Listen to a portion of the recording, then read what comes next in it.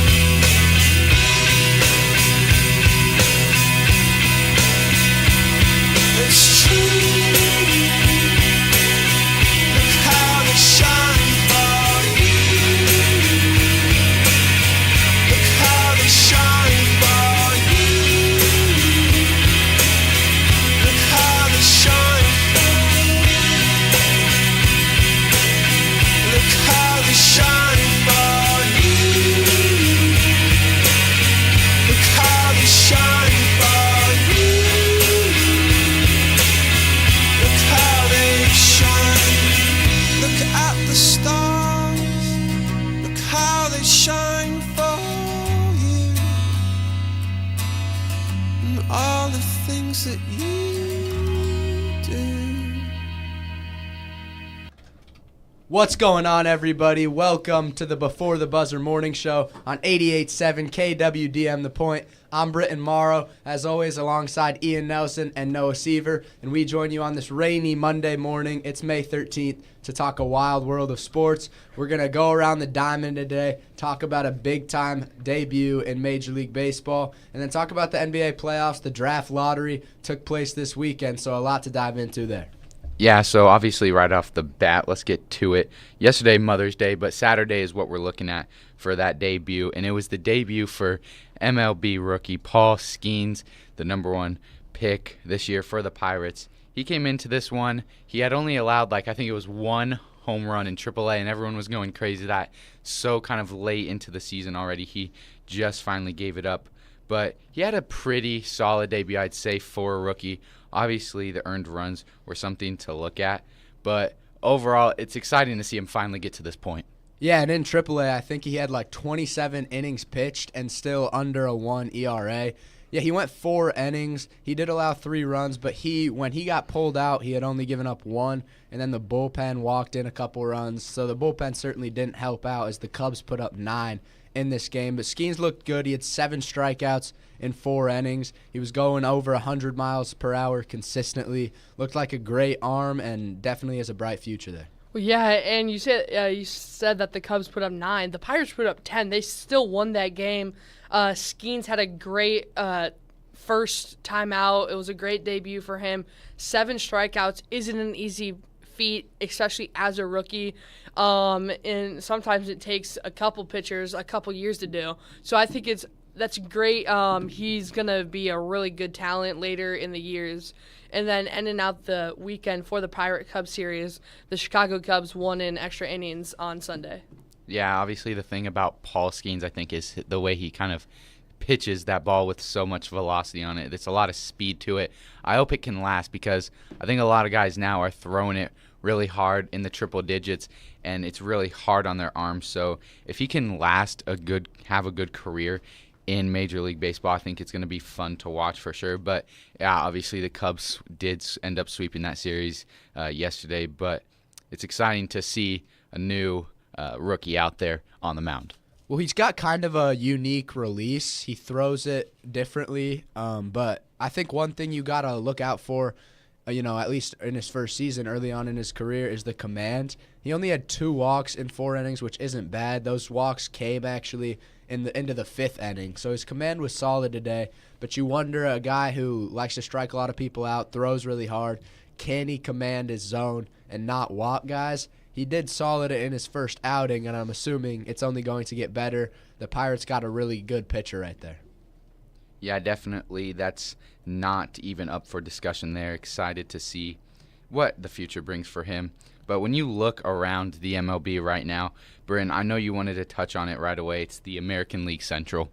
Yeah, and I'm going to recognize this still isn't the best division in baseball, maybe not even top 2, but I think compared to the expectations coming into the season, the last couple years it's been one of the worst. The Royals, the Tigers, have both been terrible the last couple of years. The other three teams kind of up and down. But this year, I think it's been a very bright surprise so far, at least into the season. The Guardians, Twins, and Royals all within a half game of each other, up there 8 and 9 games over 500. The Tigers, surprisingly, after that red-hot start, they're still 500. They haven't completely fallen off yet. The White Sox are one of the worst teams in baseball, so we'll disregard them. But I've just been very impressed by specifically the Royals and the Guardians. The Twins, you expected to probably win this division, but these two teams, especially the Royals, a lot of young talent, and it's delivered so far. Yeah, the Royals are playing some great baseball. It's really fun. I know I've mentioned it before, kind of just seeing them get back to those pushes to the World Series. It was fun to watch them do that, and I think they're getting back there. They have some pretty young talent there, and it's exciting when they play good baseball. But in the National League, the Phillies are another team that are playing great baseball. I'm assuming they're top of the power rankings at 28 and 13.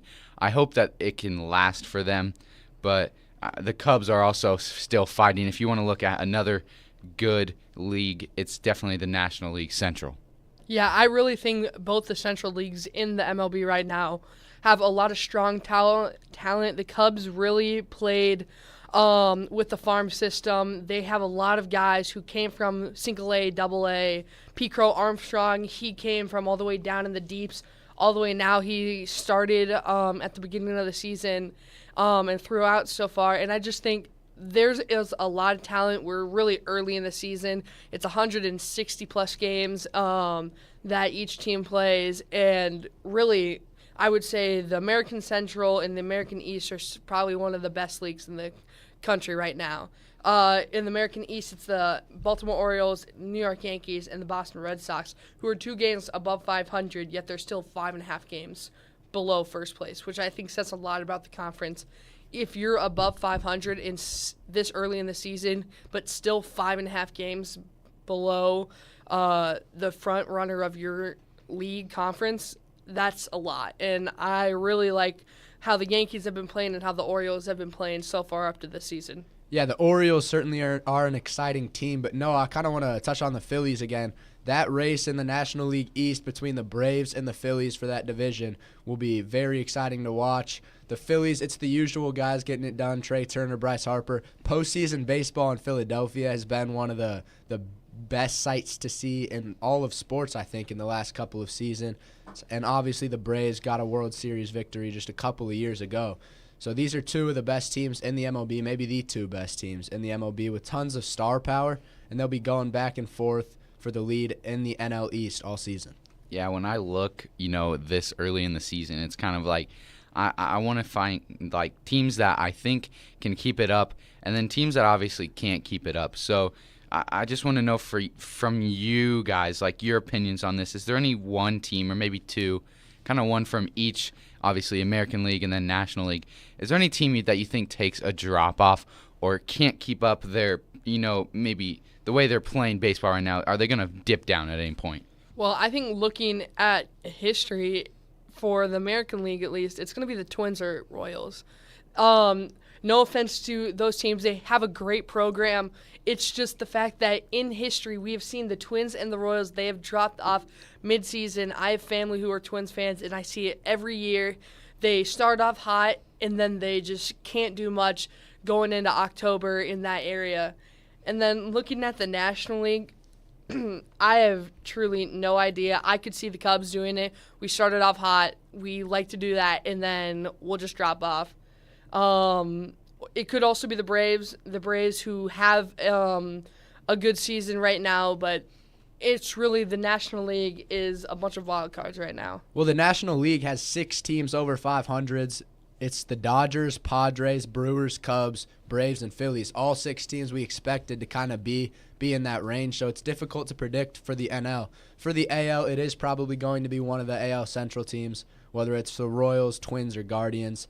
Most likely one of those guys, because I trust the Orioles and Yankees, and I trust the Rangers to start making a push in the AL West after their World Series victory last season. Yeah, I was probably going to say the Twins too, just from obviously past experiences and seeing the downfall of those teams. But again, it's a long season, and we're just into May, and that season goes till late October. So it's kind of hard to still predict even early on as we're getting into a lot more games now. But if there was any one team from the National League, I would just go ahead and say the Brewers, or maybe I think just the Brewers. If I had to give a pick on that. Well, there's a lot more excitement to come to the MLB, but now let's transition over to the NBA. The playoffs are in full stride right now, but the big news right now is the NBA draft lottery. The Atlanta Hawks won the first overall pick with only a 3% chance. Brian? Yeah, they finished 10th in the Eastern Conference. They were in the play-in, and all of a sudden they have the first overall pick. Another big part of the lottery, we'll get back to the Hawks in a second. The Detroit Pistons finished with the worst record in the NBA for the third straight year, and it's the third straight year where they will not have the number one pick. They fall all the way back to 5. It's tough being a Pistons fan right now, but this is the draft class where if you're going to fall from pick 1, it's the draft class to do that. Atlanta's not having like a Victor Wembanyama or Zion Williamson type of guy, a clear number 1 overall pick. It's kind of all jumbled among this top 10, could go really any way. But for the Hawks, DeJounte Murray and Trae Young, that backcourt did not work out this year. A lot of rumors that one of those two guys will be traded away, and this kind of gives them a lot of room to do whatever they want. Yeah, I think the one thing that I was going to bring up from this draft lottery is this draft class. It's pretty weak draft class, just from looking back at years past. And so I think that the first pick doesn't have much value to it this year. Obviously, I don't know much about Alex Sarr, like one of the projected first overall picks from France. And one thing I'm noticing when looking through these mock drafts is it's also kind of it's compiled of a lot of international guys. So I think that's something, maybe that's why we think it's so weak, is because we haven't really seen these guys play any college basketball, and they're not really in the spotlight for us. I think maybe a few UConn guys might dominate this draft just off of their dominance throughout the year. But one player I'm looking at is either Donovan Clingan or Dalton Knecht. I like Dalton Knecht. He's a good scorer, just from transferring from Northern Colorado to Tennessee.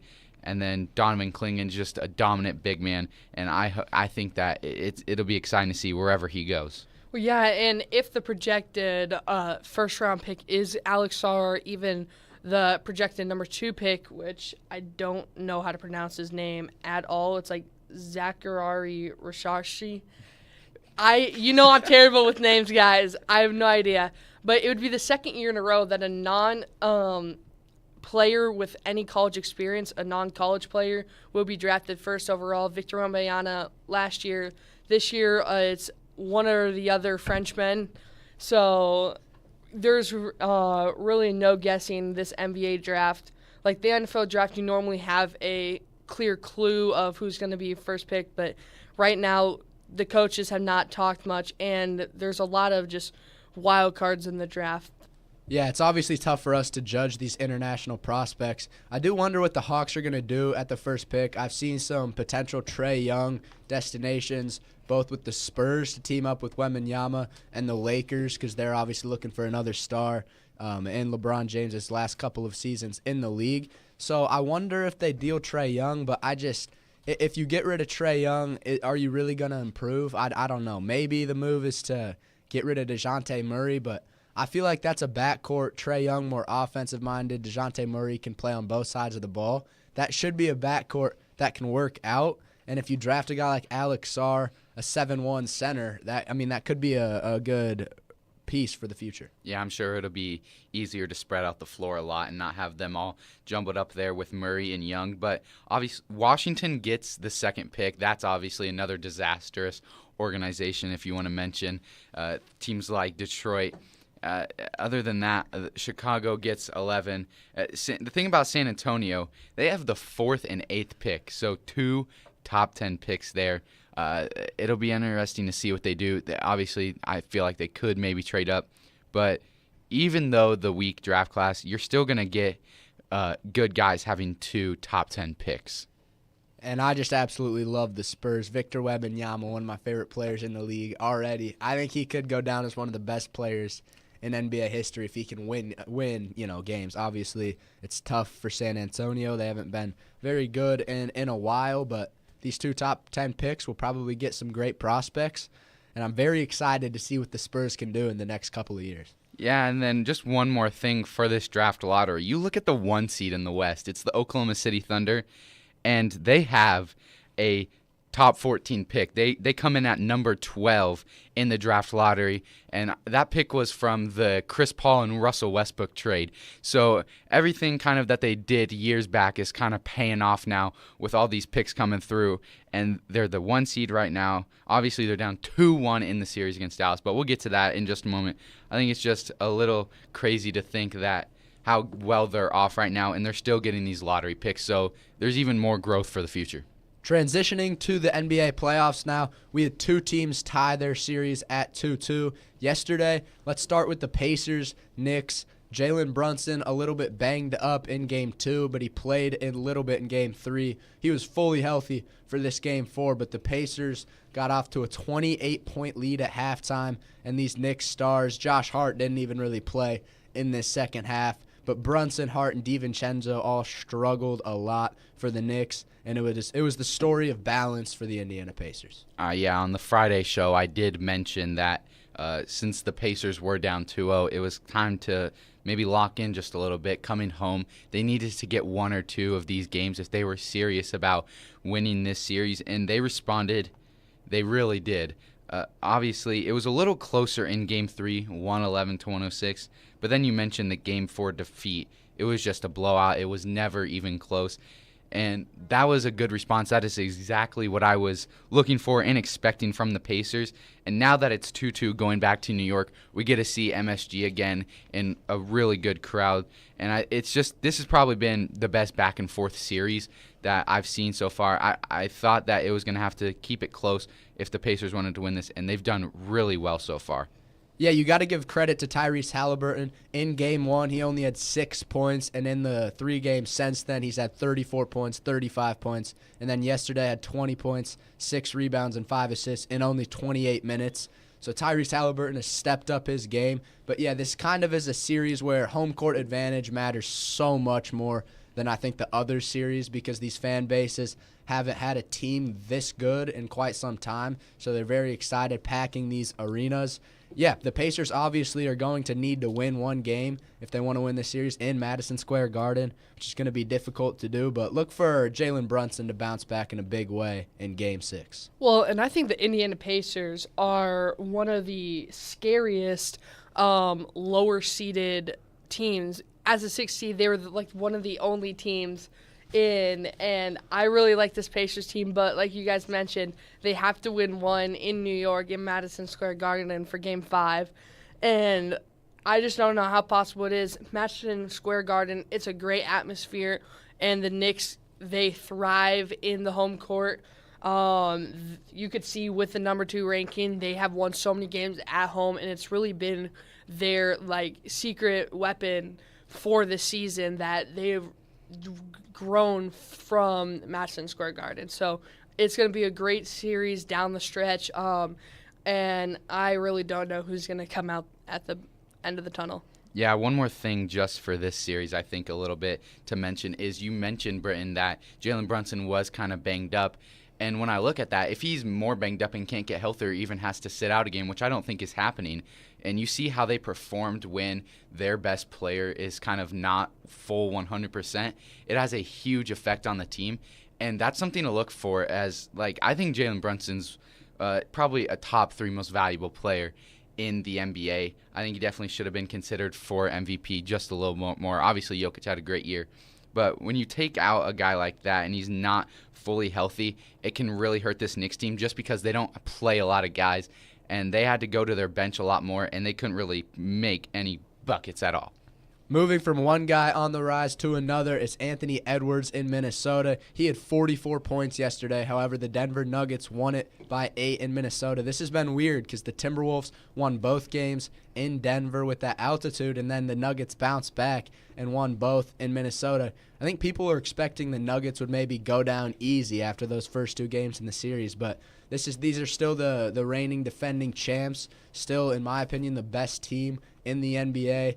They weren't going to go down easy, and I doubt they're going to let Minnesota get another one. on their home floor. But this has been a huge bounce back. Aaron Gordon, out of nowhere, shot 11 of 12 yesterday with 27 points. Jokic and Murray, of course, doing what they do best, despite Anthony Edwards' best efforts. Yeah, if there was any team that I was expecting to bounce back, it was these guys, the Denver Nuggets. I just felt like they had a lot more to give and show after being down those first 2 games. There was a lot of drama between, obviously, some calls and things like that. But they definitely needed to do that, and I think it's possible they can go and win the next 2 and just get packed up for the series and head to the Western Conference Finals, if I'm being honest. But I know that the Timberwolves are still trying to fight, and it definitely makes things interesting for sure. And obviously, Minnesota's had more success in Denver in this series, so maybe that's something that they can look at and get another win. Yeah, one key thing for this series is you have to win at home. And as we're running short on time, I want you guys to give your predictions for the 4 rest of the series. I think the Nuggets take down the T-Wolves. I'll take the Knicks to win it in that one. The Celtics, I don't think will drop another game to the Cavs. The Celtics are up 2-1 right now. And the Thunder-Mavs is difficult. Give me the Mavs to upset the Thunder and move on to the conference semifinals. Yeah, my picks are always still going to remain the same. I think the Mavericks will definitely close this one out. Obviously, it's still 2-1, but I think that maybe they just have the more experience there just a little bit by a slight bit. And so I'm going to keep my pick with the Mavericks as the 5 seed to move on, and then I'm going to take the Nuggets still. I liked the Knicks, and I still am going to believe. I'm not going to switch anything up. Obviously, the Pacers have looked good, but give me the Knicks to ride this out into the Eastern Conference Finals, and I'll take the Celtics, the number 1 seed. I think they close it out against Cleveland. Well, you know me with the upsets. I'm going T-Wolves, Mavericks, the 1 seed Celtics. I just don't think they're dropping another game. And then I'm going Pacers. I like Tyrese Halliburton and the squad. They've looked really strong so far in this series, and I think if they can win one in Madison Square Garden, they're going to be unbeatable in this series. Mr. Upset Ian Nelson strikes again. But thank you, everyone, for joining us on 88.7 KWDM The Point. I'm Britton Morrow alongside Noah Seaver and Ian Nelson, and this has been the Before the Buzzer Morning Show. Make sure you join us next Monday, May 20th at 7:50. I only talk to God when I need a favor, and I only